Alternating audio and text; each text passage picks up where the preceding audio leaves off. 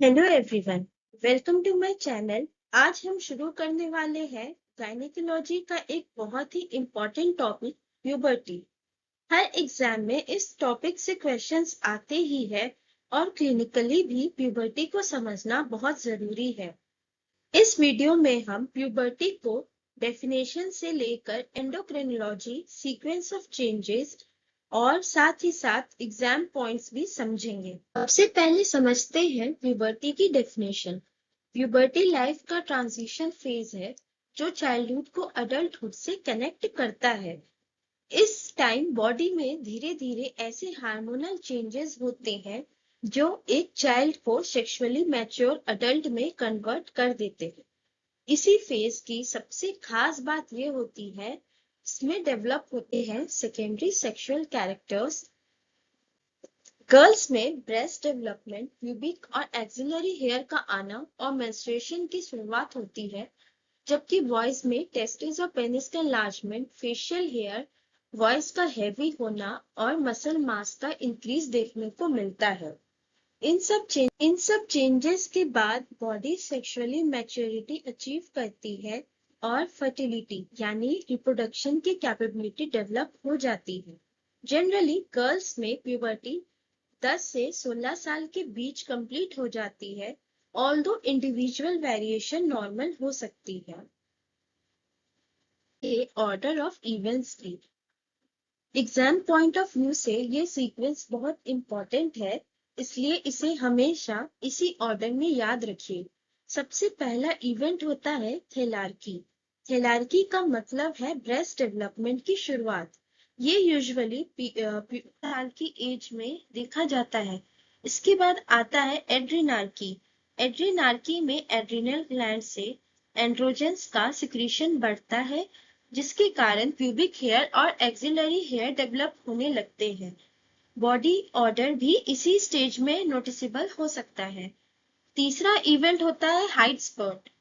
Height spurt इस phase में जैसे हाइट बहुत तेजी से बढ़ती है।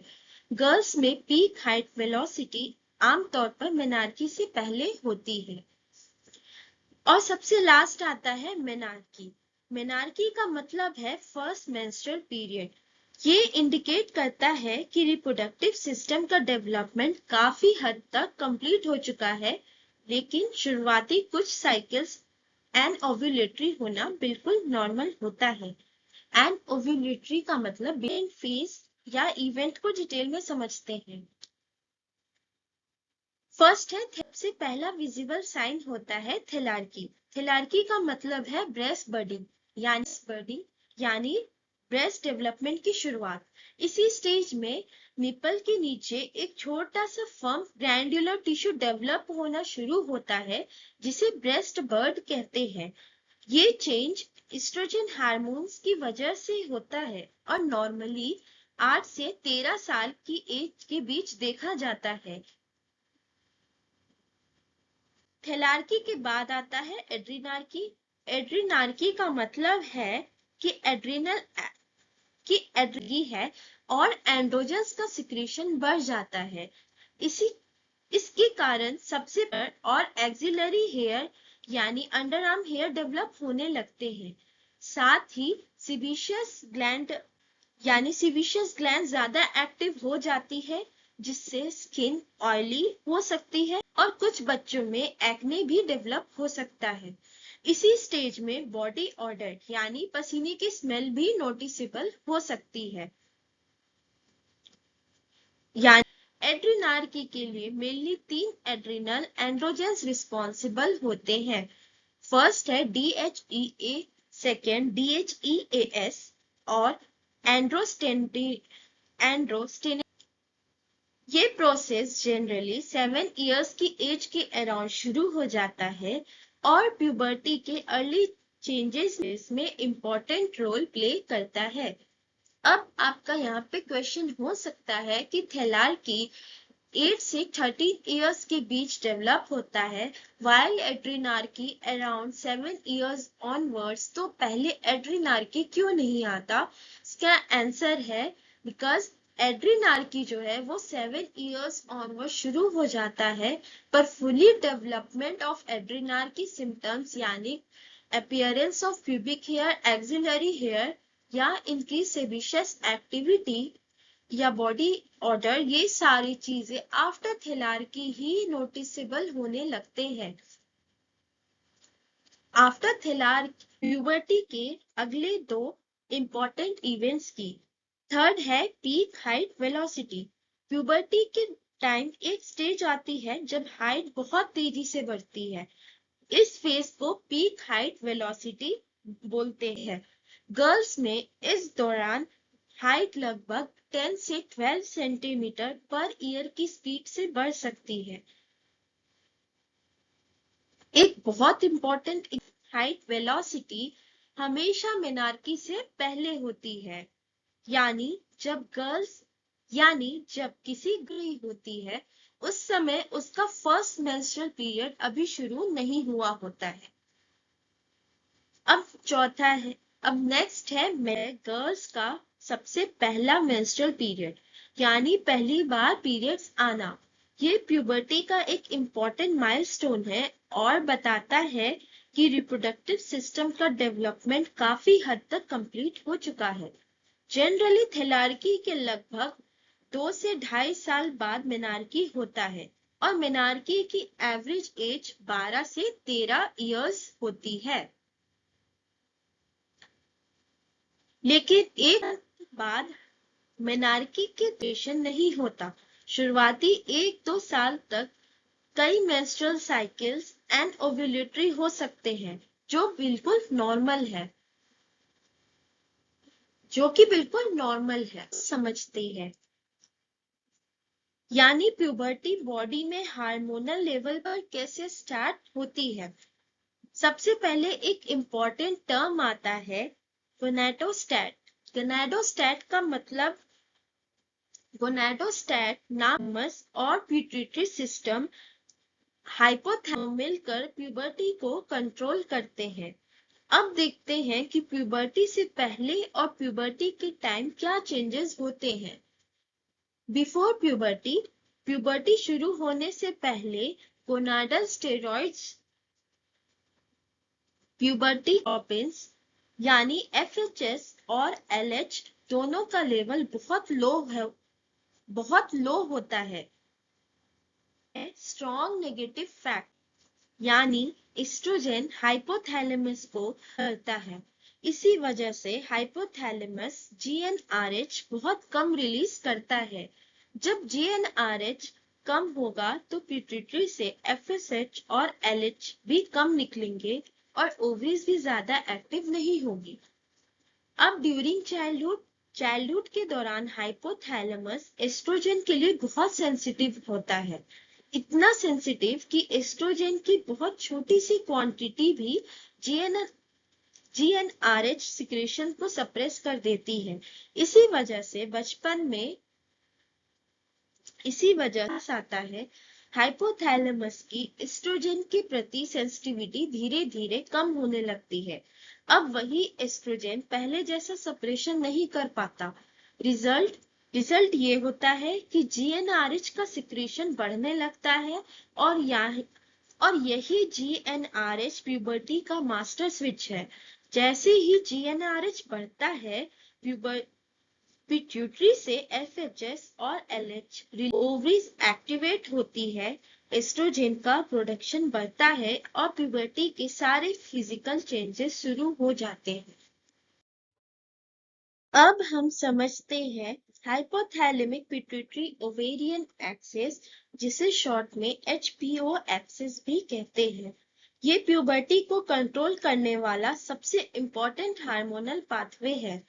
इस प्रोसेस की शुरुआत हाइपोथैलेमस से होती है, जो एक ब्रेन का हिस्सा है। जैसे ही प्यूबर्टी शुरू होती है, हाइपोथैलेमस GnRH यानी गोनाडोट्रोपिन रिलीजिंग हार्मोन को पल्सेटाइल मैनर में रिलीज करता है। पिट्यूटरी ग्लैंड को स्टिमुलेट करता है। पिट्यूटरी ग्लैंड रिस्पॉन्स में 2 इंपॉर्टेंट हार्मोन रिलीज करती है। FSH यानी फॉलिकल स्टिमुलेटिंग हार्मोन और LH यानी ल्यूटिनाइजिंग हर्ट के थ्रू ओवरीज तक पहुंचते हैं और ओवरीज को एक्टिवेट करते हैं। एक्टिवेटेड ओवरीज एस्ट्राडियोल जो एस्ट्रोजन का सबसे इंपॉर्टेंट फॉर्म है प्रोड्यूस करना शुरू कर देती है। इसी एस्ट्राडियोल की वजह से प्यूबर्टी के फिजिकल चेंजेस दिखाई देने लगते हैं, जैसे ब्रेस्ट डेवलपमेंट, रिप्रोडक्टिव ऑर्गन्स और सेकेंडरी सेक्सुअल कैरेक्टर्स का डेवलपमेंट। इसका एक सिंपल निमोनिक है, girls prefer fancy lipstick. G से GnRH, P से पिट्यूटरी, F से है FSH and LH and L से है लो oestrogen rises leads to oestradiol. अब बात करते हैं प्यूबर्टी के दौरान हार्मोन्स के रोल्स की। तो हम सारे हार्मोन्स को समझते हैं। सबसे पहला हार्मोन है GnRH यानी गोनाडोट्रोपिन रिलीजिंग हार्मोन।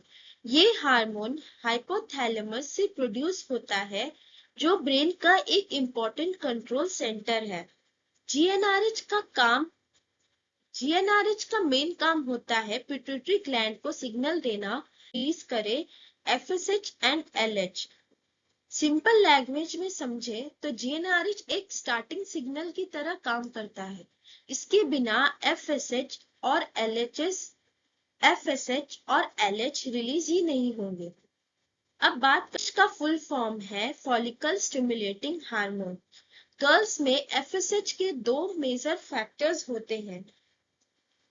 गर्ल्स में FSH की पहला फंक्शन ये ओवरीज के अंदर फॉलिकल्स की ग्रोथ को एक छोटी सी सैक होती है जिसमें इमैच्योर एग डेवलप करता है। दूसरा फंक्शन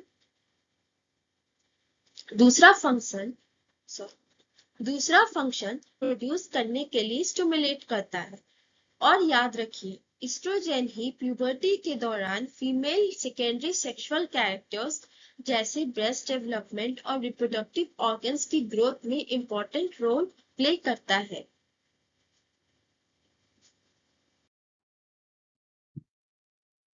अब बात करते हैं LH भी पिट्यूटरी ग्लैंड से रिलीज होता है और फीमेल रिप्रोडक्टिव बहुत इंपॉर्टेंट रोल होता है। LH के दो मेन फंक्शंस है। सबसे पहला फंक्शन है ओव्यूल लेवल अचानक बहुत ज्यादा बढ़ जाता है, इसे LH सर्ज कहते हैं। ये सर्ज मैच्योर फॉलिकल को रप्चर कर देता है, जिससे मैच्योर एग ओवरीज से बाहर निकलता है, तो ओव्यूलेशन कहते हैं। दूसरा फंक्शन है एस्ट्रोजन सिंथेसिस।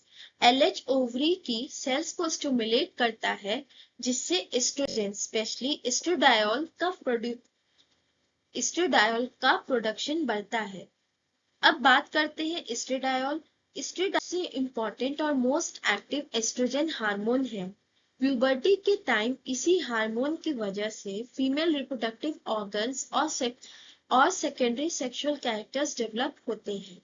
एस्ट्राडियोल के मेजर फंक्शंस है यूट्रस की ग्रोथ और मैच्योरेशन करना, वजाइना को डेवलप करना और उसकी लाइनिंग को हेल्दी बनाना, वल्वा का प्रॉपर डेवलपमेंट करना और ब्रेस्ट की ग्रोथ और डेवलपमेंट को स्टिमुलेट करना, जो प्यूबर्टी का एक इम्पॉर्टेंट साइन होता है।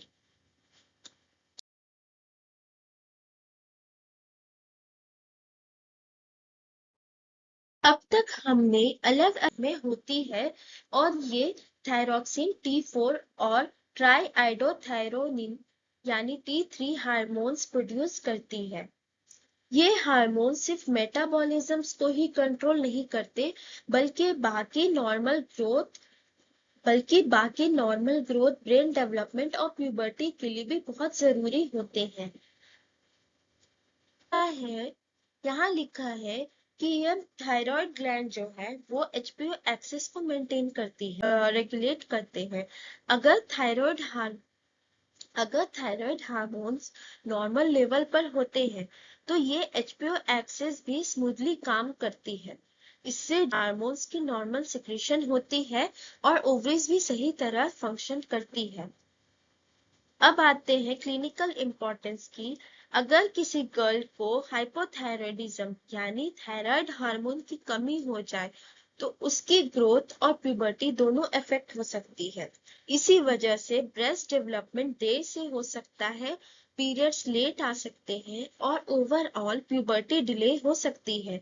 इसलिए प्यूबर्टी इवैल्यूएट करते वक्त डॉक्टर्स थायराइड फंक्शन को भी जरूर चेक करते हैं। बात कर अब बात करते हैं लेप्टिन की, जो प्यूबर्टी को स्टार्ट करने में एक बहुत इंपॉर्टेंट हार्मोन माना जाता है। लेप्टिन कहाँ से बनता है? सेल से प्रोड्यूस होती है। इसलिए जितनी बॉडी में फैट स्टोर्स होंगी उतना ही लेप्टिन का लेवल जनरली ज्यादा होगा।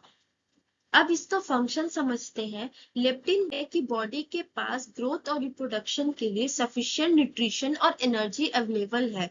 जब ब्रेन को ये सिग्नल मिलता है तो हाइपोथैलेमस जीएनआरएच रिलीज करना शुरू करता है, जिससे आगे एफएसएच और एलएच रिलीज होते हैं और प्यूबर्टी की प्रोसेस इनिशिएट होती है।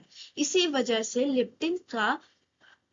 से लेप्टिन को प्यूबर्टी और मेनार्की की इनिशिएशन में इंपॉर्टेंट हार्मोन माना जाता है। अब देखते हैं क्लिनिकल कोरिलेशन। पहला कंडीशन लो बॉडी फैट। अगर किसी गर्ल का बॉडी फैट बहुत कम है या एक्सेसिव एक्सरसाइज की वजह से, तो लेप्टिन लेवल भी कम हो जाता है। लो लेप्टिन का मतलब है ब्रेन को ये सिग्नल नहीं मिलता कि बॉडी रिप्रोडक्शन हो सकती है। दूसरा कंडीशन ओबेसिटी। ओबेसिटी में बॉडी फैट ज्यादा होता है, इसलिए लेप्टिन लेवल भी ज्यादा होता है। इस वजह से कई बच्चियों में प्यूबर्टी और मेनार्की एक्सपेक्टेड एज से थोड़ी जल्दी शुरू हो सकती है।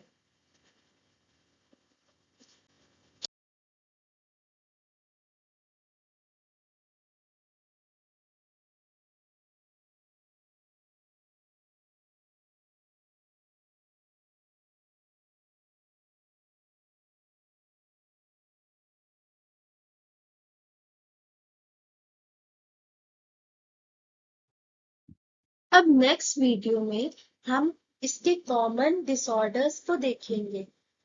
तो मिलते हैं अगले पार्ट में।